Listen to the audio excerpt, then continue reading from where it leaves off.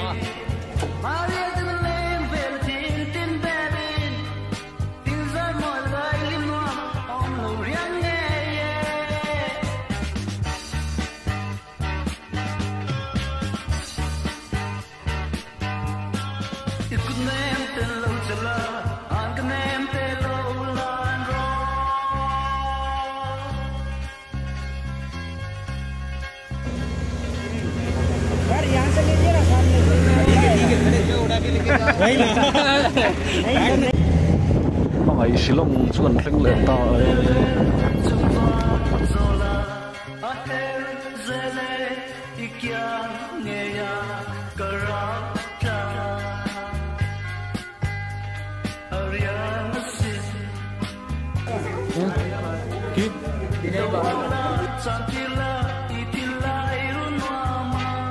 BTC Deng dong.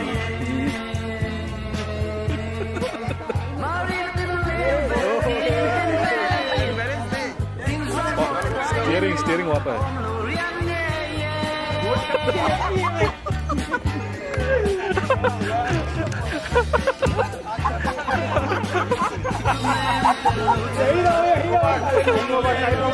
Time up.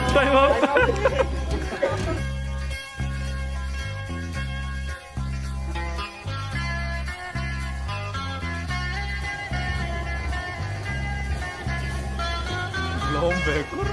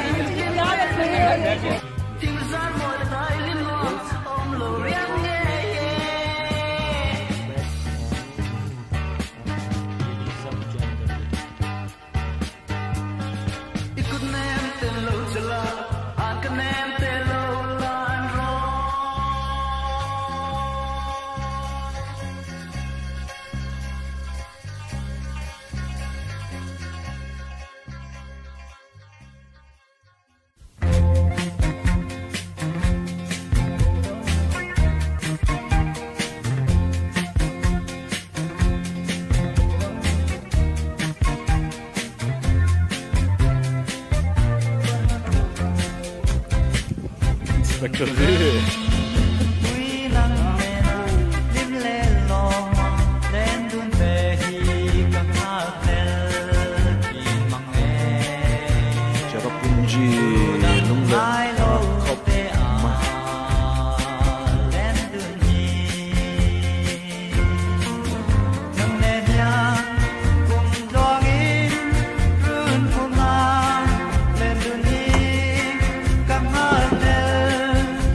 Let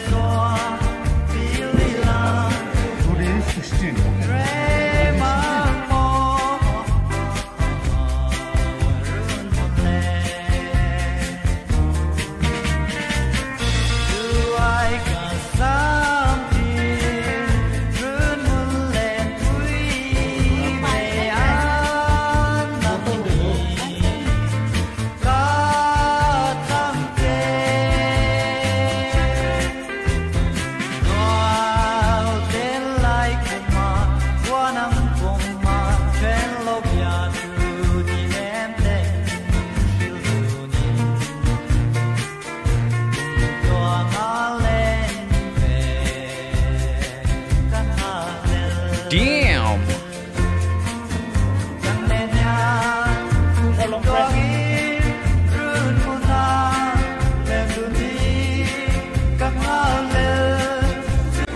Vai ho khovelti boy je so.